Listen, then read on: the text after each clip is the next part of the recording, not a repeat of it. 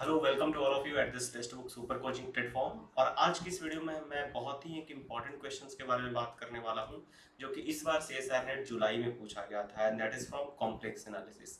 I can say कि ये जो पूरा का पूरा जुलाई का पेपर हुआ था जिसमें कॉम्प्लेक्स एनालिसिस के क्वेश्चन आए थे उसमें सबसे बेस्ट क्वेश्चन है, सबसे ट्रिक क्वेश्चन है। ठीक है, सो हम लोग इसको डिस्कस करते हैं। ठीक है, क्या क्वेश्चन कर रहा है? Question is saying let f be an entire function such that for every integer k greater than 1 there is an infinite set xk such that f of z is equal to 1 upon k for all z belongs to xk. Which of the following statements are necessarily true? क्या कर रहा है? f हमारा entire function है, ठीक है, और there is an infinite set xk such that f of z is equal to 1 upon k। यानी xk मेरा क्या है? वो नंबर वैसे j's का कलेक्शन है, ठीक है, सच दैट f ऑफ z हमारा किसके इक्वल है? 1 अपॉन k के इक्वल है। और क्या कह रहा है कि x के हमारा क्या इनफाइनाइट सेट होना चाहिए। ऐसे इंटायर फंक्शन की हम बात कर रहे हैं कि x के हमारा इनफाइनाइट सेट होना चाहिए। तो सोचो इस तरह का कोई ऐसा आपके पास इंटायर फंक्शन है, तो अब देखो आपके पास एक ऐसा इंटायर फंक्शन होगा। अगर f z is equal to e to the power z लेते हो, एफ जेड की वैल्यू अगर ई टू दावर जेड लेते हो, तो देखो कि ई टू दावर जेड मेरा 1 अपॉन के इक्वल कितने वैल्यू के लिए हो सकता है? e to the power z मेरा 1 अपॉन के किसके लिए हो सकता है? e to the power z मेरा 1 अपॉन के हो सकता है whenever z is equal to log 1 upon k या ln 1 upon k plus iota 2 pi ln ln ठीक है, ln 1 upon k plus iota 2n pi n belongs to set of integer. इन सारे z के लिए हमारे पास e to the power z की वैल्यू ये होगी, यानी xk में हमारा कौन सा एलिमेंट बिलोंग करेगा? जब भी हम xk की बात करेंगे तो xk कंटेन करेगा किसको? ln 1 upon k plus iota 2n पाई को कंटेन करेगा whenever n belongs to set of integer। तो ये मेरा xk है, तो हर k के लिए whenever k is greater than equals to 1, whenever k is greater than equals to 1 you have infinite set, है ना? xk मेरा एक infinite set है, यानी ऐसा मेरे पास इंटायर फंक्शन कौन है? z is equal to e to the power z है। ओके, क्लियर हो चुका है ये बात। अब देखो क्या बोला जा रहा है, there exist an infinite set x such that which of the following statements are necessarily true. तो अब देखो ऑप्शन 1 क्या कह रहा है, there exist an infinite set x such that f of z is equals to 0 for all z belongs to x। अगर f e to the power z है तो कभी f z मेरा 0 होगा ही नहीं, तो पहला ऑप्शन हमारा क्या हो गया? फॉल्स हो गया। दूसरा क्या कह रहा है, there exist a non empty close set x such that f of z is equal to 0 for all z belongs to x। कभी भी f z मेरा 0 नहीं होता है तो सेकंड स्टेटमेंट भी हमारा क्या हो गया?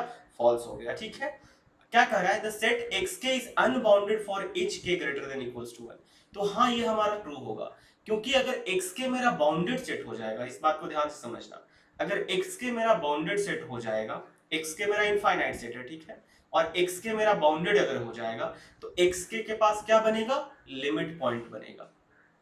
xk हमारा इनफाइनाइट सेट है, सोचो if xk मेरा क्या है?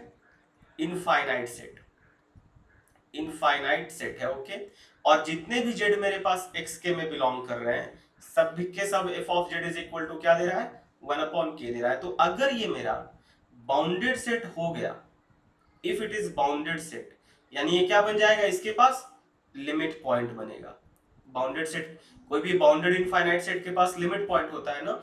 अब अगर उसके पास लिमिट पॉइंट है तो by identity theorem it becomes your constant function. ये आपका क्या बन जाएगा? एक आपका क्या बन जाएगा? एक सिंपल सा कांस्टेंट सा फंक्शन बन जाएगा। Okay, by identity theorem. तो इसके पास जाहिर सी बात है कि हमारा बाउंडेड सेट होगा ही, ये x के हमारा अनबाउंडेड होगा, ये हमारा क्या है? करेक्ट आंसर है। x के इज योर अनबाउंडेड, ये हमारा करेक्ट आंसर है। Now if there exist a bounded sequence, और आप बाकी ऑप्शन से भी यहां से भी देख सकते हो कि मेरा अनबाउंडेड आ रहा है, ये सेट मेरा क्लियरली अनबाउंडेड है। ठीक है, क्या कर रहा है, if there exist a bounded sequence xk k greater than equals to 1 such that z of k belongs to xk for each k greater than equals to 1 then f is 0। जाहिर सी बात है, अगर zk मेरा एक bounded sequence है, zk मेरा क्या है? बाउंडेड सीक्वेंस है, ठीक है, zk मेरा कहां बिलोंग कर रहा है? xk में बिलोंग कर रहा है, and zk is bounded sequence, bounded sequence है। ठीक है, सो अब देखो बाउंडेड सीक्वेंस है तो जाहिर सी बात है इसके पास लिमिट पॉइंट होगा, क्योंकि every infinite set which is bounded has a limit point. तो इसके पास एक ना एक तो लिमिट पॉइंट होगा। वी कांट से कि इसके पास हम ये नहीं कह रहे कि इसका लिमिट एग्जिस्ट करेगा, but it has a limit point. So limit of Z के मान के चलते हैं कि जेड पे जा रहा, या इसका कोई सब सीक्वेंस जेड पे जा रहा। अब चूंकि आप देखोगे कि हमारे पास एफ ऑफ जेड के किसके इक्वल है, 1/जेड के है, तो limit of F of Z के मेरा कहाँ जाएगा, जब के इंक्रीज करेगा तो 0 पे, यानी जब भी हमारा एफ ऑफ जेड की वैल्यू क्या होगी, 0 हो जाएगी। तो ऑप्शन डी भी हमारा क्या है, ट्रू है। तो यहाँ पे 3 और 4 हमारा क्या होगा, करेक्ट आंसर होगा। तो this is a best question that has been asked in your CSR exam. ठीक है, आई होप आपको ये वीडियो यूजफुल लगा होगा। सो डेफिनेटली इस वीडियो को लाइक करो, शेयर करें, सब्सक्राइब करें। Thank you.